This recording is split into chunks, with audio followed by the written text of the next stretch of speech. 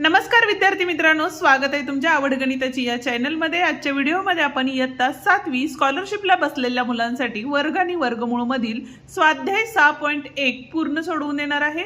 Video शेवटपर्यंत बघा। Video आवडला तर व्हिडिओला लाईक, शेअर आणि कमेंट करायला विसरू नका आणि त्याचप्रमाणे चॅनलवर नवीन आणि पहिल्यांदाच असाल तर चॅनलला नक्की सबस्क्राइब करून बेल आयकॉन दाबा। आता पहिल्या गणिताचा जर विचार केला तर गणित काय सांगितलेलं आहे बघा। तर कर्णी चिन्हात 1.96, ठीक आहे।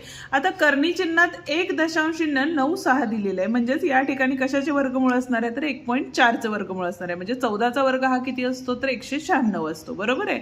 म्हणजेच या ठिकाणी काय आले 1.4 आले अधिक 2.25 हे कशाचा वर्ग आहे तर 15चा आहे, त्यामुळे 1.5 या ठिकाणी बाहेर येणार आहे। आणि त्याच पद्धतीने 2.89 म्हणजे 1.7 या ठिकाणी आलेला आहे। आता भागाकारात बघा, ज्यावेळेला वर्ग संख्या मोठी असती त्यावेळेला डायरेक्ट वर्ग लिहिता येत नाही, म्हणजे वर्गमूळ काढता येत नाही, त्यावेळेला तुम्ही अवयव पद्धतीने काढू शकता। तर कसं काढायचं, इथं बघा 2116 आहे, दोन्ही भाग घालवला, बेके बे 0, बे पंचे 10, एक राहिले, बेटी 16, दोन्ही भाग घालवला, बे पंचे 10, बे दोन्ही 4, एक राहिले, 92 18 म्हणजे 529 आले। आता 529 हा 23 चा वर्ग असल्यामुळे डायरेक्ट 23 एके 23 करू, कारण 23 ही काय आहे मूळ संख्या आहे। आता काय करायचं आपल्याला, दोन ग्रुप मधला एक एक संख्या या ठिकाणी बाहेर काढायची असते, ठीक आहे। म्हणजेच काय झाले बघा, 23 दोन्ही किती झाले तर 46 झाले, म्हणजे 2116 चे वर्गमूळ हे काय असणार आहे तर 46 इतके असणार आहे। पण आता या ठिकाणी बघा 46 तर दिले आपण, पण ज्यावेळेला आपण वर्गमूळ लिहित असतो आणि दशांश चिन्ह द्यायचं असतं त्यावेळेला काय करायचं तर संख्या मोजून घ्यायच्या। म्हणजेच बघा 1 2 3 4 5 6 आहे, बरोबर आहे।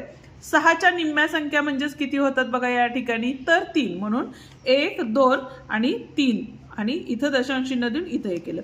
इथं पण बघा 1 2 होतं म्हणून पाठीमागून 1 घेतलं, म्हणजे त्याच्या निम्मे करायचे असतात आपल्याला, बरोबर आहे। आता आपल्याला काय करायला लागेल तर वरच्या संख्यांची बेरीज करायला लागेल। बेरीज करताना या ठिकाणी बघा, जर तुम्हाला जमत नसेल तर अशा उभ्या पद्धतीने लिहून घेऊ शकता आणि बेरीज करू शकता, ठीक आहे। 7 आणि 5 12, 12 आणि 4 किती होतं तिथं 16, हातच्याला 1 आणि हे 4 म्हणजे 46 आले, म्हणजे 4.6, कारण एका संख्येनंतर दशांश चिन्ह आहे, म्हणजेच वरती 4.6 भागिले 0.004 आले, ठीक आहे। मी तुम्हाला या आधी पण सांगितलं बघा, ज्या वेळेला खालच्या संख्या या म्हणजे खालच्या संख्या जास्त असतात आणि त्याच्यानंतर दशांश चिन्ह असतं, अशा वेळेला काय करायचं तर या ठिकाणी बघा 46 एके 46 तर करायचं, म्हणजे इथं किती आले आपले 1 आले, बरोबर आहे। खालच्या संख्या बघा दशांशानंतर किती आहेत 1 2 3 संख्या आहेत, वरच्या किती आहेत 1 आहे, वजाबाकी केली 2, मग त्यावेळेला आपल्याला काय करायचं असतं 2 शून्य द्यायचं असतं। पण वरच्या संख्या असतील तर काय करायचं असतं दशांश चिन्ह द्यायचं असतं, म्हणजेच उत्तर किती आलं आपलं 100। 100 या पर्यायामध्ये आहे का नाहीये, पण इथं बघा 10चा वर्ग हा काय असतो 100 असतो, म्हणजेच या ठिकाणी आपलं उत्तर काय असणार आहे 10चा वर्ग हे उत्तर असणार आहे, ठीक आहे। त्यामुळे पहिला पर्याय या ठिकाणी काय असणार आहे बरोबर असणार आहे। आता पुढचा प्रश्न आपल्याला काय सांगितलेला आहे बघा, तर इयत्ता 7वी मध्ये जितके विद्यार्थी होते तितकेच रुपये प्रत्येक विद्यार्थ्याने वर्गणी दिली, म्हणजे जेवढे विद्यार्थी होते तेवढ्याच विद्यार्थ्यांनी तेवढीच वर्गणी दिली। म्हणजे जर समजा 8 विद्यार्थी असेल तर 8 रुपये वर्गणी दिलेली आहे, ठीक आहे। त्यामध्ये वर्ग शिक्षकांचे आपले 91 रुपये घालून एकूण 2116 अंध कल्याण निधीसाठी मुख्याध्यापकांकडे जमा केले, तर प्रत्येक विद्यार्थ्यांनी काय केले किती रुपये वर्गणी दिली, ठीक आहे। आता विद्यार्थी किती होते x होते, बरोबर आहे। वर्गणी किती दिली x दिली, बरोबर आहे। आणि अधिक शिक्षकांनी म्हणजे वर्ग शिक्षकांनी 91 रुपये त्यामध्ये घातलेले आहेत आणि एकूण रुपये आपले 2100 किती झालेले आहेत 16 रुपये दिलेले आहेत, ठीक आहे।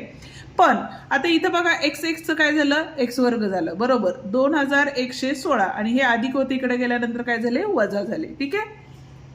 तर या ठिकाणी बघा वजाबाकी 7 न 1 गेले 5 राहिले, 11 न 9 गेले किती राहिले 2 राहिले, हातच्या परत दिला इथं आले 0 आणि इथले 2, म्हणजेच x वर्ग बरोबर 2225 आले। आता 2225 हा कशाचा वर्ग आहे तर या ठिकाणी बघा 2116 जो मगाशीच आपण वर्ग काढला तो कशाचा होता 46 होता, बरोबर आहे। मग 46 च्या आधीची संख्या कुठली असणार आहे 45 असणार आहे, का तर या ठिकाणी बघा वर्गमूळ ज्या वेळेला आपण घेऊ तर 25 चे वर्गमूळ हे किती असणार आहे 5 असणार आहे, एक सोपी ट्रिक आहे। आणि 20 म्हणजेच काय झाले 4 पंचे किती होतात आपले 20 होतात, बरोबर आहे। म्हणजे आपण घेताना काय घेतो छोटी संख्या घेतो, म्हणजेच x बरोबर किती आलेलं आहे आपलं 45 हे उत्तर आलेलं आहे। प्रश्न होता आपला प्रत्येक विद्यार्थ्याने किती रुपये देणगी दिली, तर प्रत्येक विद्यार्थ्याने 45 रुपये इतकी देणगी दिलेली आहे। जर तुम्हाला प्रश्नासहित स्क्रीनशॉट काढून घ्यायचा असेल तर स्क्रीनशॉटही काढून घेऊ शकता। जाऊया आता आपण पुढच्या प्रश्नाकडे। आता पुढचा प्रश्न काय सांगितले बघा, जर 2x वर्ग बरोबर वर्गमुळात 1024 दिलेला आहे, म्हणजे 2x वर्ग बरोबर 1024 दिलेलं आहे, ठीक आहे, वर्गमुळात।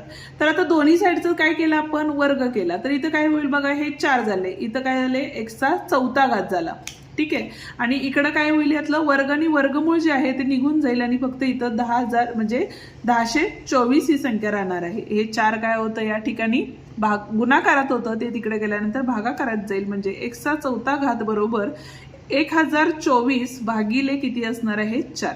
4 नी भाग घालवला, 4 दोन्ही 8, 2 राहिले, 4 पंचे 20, 2 राहिले, 4 सक्क 24, म्हणजेच x चा चौथा घात म्हणजेच 256 आले। आता कशाचा चौथा घात हा 256 असतो, जर तुम्हाला असं जमत नसेल तर डायरेक्ट काय करायचे, अवयव पाडायला शिका, म्हणजे काय होतं, सोपं जातं। इथं बघा बे दोन्ही 4 आणि इथं किती आले, 16, परत एकदा बे सख्ख 12, बे चोक 8, नंतर बघा इथं 2, बे त्रिक 6, बे दोन्ही 4, ठीक आहे। त्याच्यानंतर बे सख्ख 12, बे 16, बे चोक 8, बे दोन्ही 4 आणि बे या ठिकाणी आलेलं आहे, ठीक आहे। आता काय करायचं बघा, चौथा घात आहे म्हणून काय करायचं आपण, 4 चा एक ग्रुप करायचा, वर्ग असता तर काय केलं असं 2 चे ग्रुप केले असते, म्हणजे यातला एक 2 बाहेर आला, यातला एक 2 बाहेर आलेला आहे, बरोबर आहे। म्हणजेच x चा चौथा घात बरोबर बे दोन्ही या दोघांचा गुणाकार करून घ्यायचा, बे दोन्ही किती झाले, 4, म्हणजेच 4 चा कितवा घात असणार आहे, चौथा घात असणार आहे। आता या ठिकाणी बघा दोन्हीकडे चौथा घात असल्यामुळे तो कॅन्सल होईल, म्हणजेच x बरोबर किती राहणार आहे या ठिकाणी, 4 हे उत्तर असणार आहे, ठीक आहे। त्यामुळं या ठिकाणी बघा पर्याय क्रमांक 4 या ठिकाणी बरोबर पर्याय आहे, ठीक आहे। आता जाऊया आपण पुढच्या प्रश्नाकडे, पण त्याआधी व्हिडिओला अजूनही लाईक केलं नसेल तर व्हिडिओला लाईक करा आणि तुमच्या मित्रांनाही आपले हे व्हिडिओ नक्की शेअर करा। चौथा प्रश्न काय दिलेला आहे बघा, 1296 च्या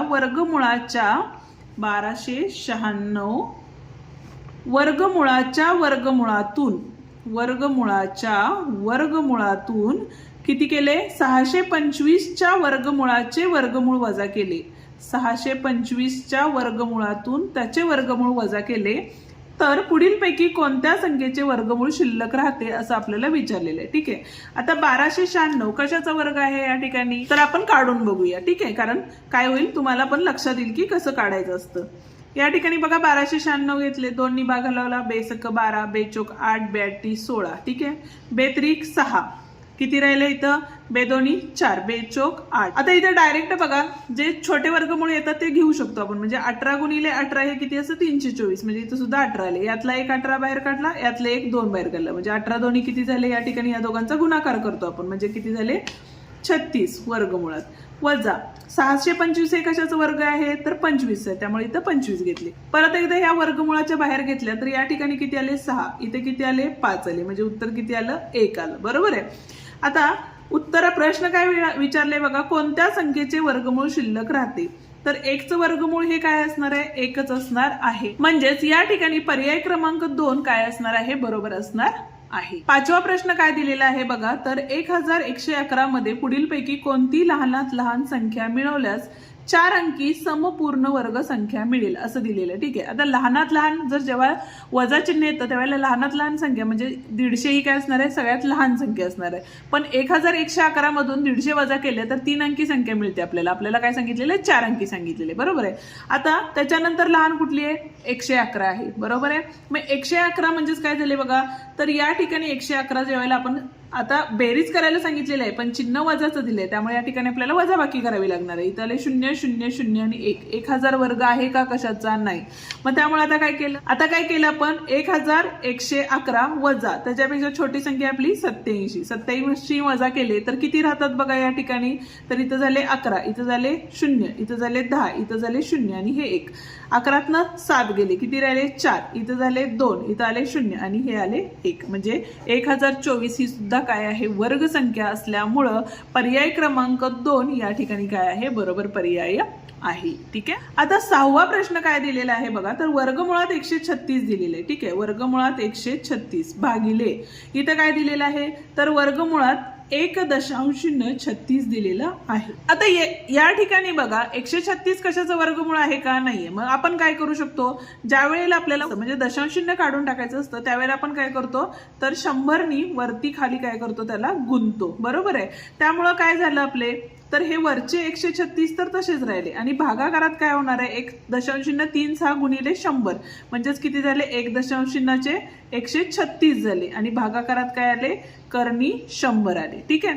गुणाकार व्यस्त केला तर या ठिकाणी कर्णी 136 गुणिले कर्णी 100 भागिले कर्णी 136 आले. आता कर्णी 136 निघून गेले आणि कर्णी 100 म्हणजेच किती आहे 100चं वर्गमूळ हे किती असतं तर 10 असतं.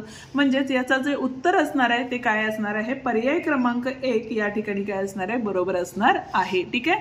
तुम्हाला स्क्रीनशॉट काढून घ्यायचं असेल तर काढून घेऊ शकता. 7वा प्रश्न काय दिलेला आहे बघा तर वर्गमुळात 992.1/4 दिलेलं आहे. ठीक आहे. 1/4 ज्या वेळेला असतं त्यावेळेला आपण काय घेऊ शकतो बघा 992.0 किती घेतो 2.5 असं घेतो. ठीक आहे. आता सोपी पद्धत आहे या ठिकाणी वर्गमूळ शोधत बसायची गरज नाही कारण इथं 0.1-2 संख्येनंतर आहे म्हणजे बाहेर काढल्यानंतर काय असणार आहे तर 25 असल्यामुळं 0.नंतर 5 असणार आहे. पण त्याच्या आधीची संख्या ही काय असणार आहे या ठिकाणी 31 असणार आहे. म्हणजेच 31.5 हे काय असणार आहे याचं करेक्ट उत्तर असणार आहे. म्हणजेच काय असणार आहे पर्याय क्रमांक 2 या ठिकाणी बरोबर पर्याय आहे. ठीक आहे. कधी कधी प्रश्नातच तुम्हाला उत्तरं दिली असतात. 8वा प्रश्न पुढीलपैकी पूर्ण वर्गसंख्या कोणती त्याचं उत्तर तुम्ही मला कमेंट करणार आहात. त्याचं उत्तर काय येईल ते मला सांगा. ठीक आहे. जाऊया आता 9व्या प्रश्नाकडे. काय सांगितलेलं आहे बघा या ठिकाणी 63चा वर्ग अधिक 64चा वर्ग बरोबर x दिलेला आहे तर x बरोबर किती असं आपल्याला विचारलेलं आहे. ठीक आहे. आता 9व्या प्रश्नाचा जर विचार केला तर या ठिकाणी तुम्हाला काय करायला लागेल वर्ग करून घ्यावे लागणार आहे. त्यामुळे इथं बघा 63 गुणिले 63 केले तर किती मिळणार आहे 3 त्रिक 9 17 17 18 0 17 18 हाच्या लेख 36 आणि 1 37 9 8 8 16 हाच्या लेख 8 आणि 1 9 आले आणि इथं 3 आले म्हणजे 3969 आले. आणि त्याच पद्धतीनं दुसरा आहे आपला 84चा वर्ग हा किती असणार आहे बघा 4 चौक 16 हाच्याला 1 4 8 32 आणि 1 33 आले 0 8 चौक 32 3 आले 8 8 64 64 आणि 3 म्हणजेच किती झाले 64 म्हणजे इथं आले 7 म्हणजे इथं बघा 6 5 10 हाच्या लेख आणि 7 म्हणजे 7000 किती आले 56 आले. ठीक आहे. बेरीज सांगितलेली आहे बेरीज केली तर इथं आले 15 हाच्याला 1 5 12 हाच्याला 1 10 हाच्याला 1 7 3 10 आणि 1 11. आता 11,025 आले पण एकक स्थानी 25 असल्यामुळे इथे किती घेणार आहे 5 घेणार आहे. बरोबर आहे.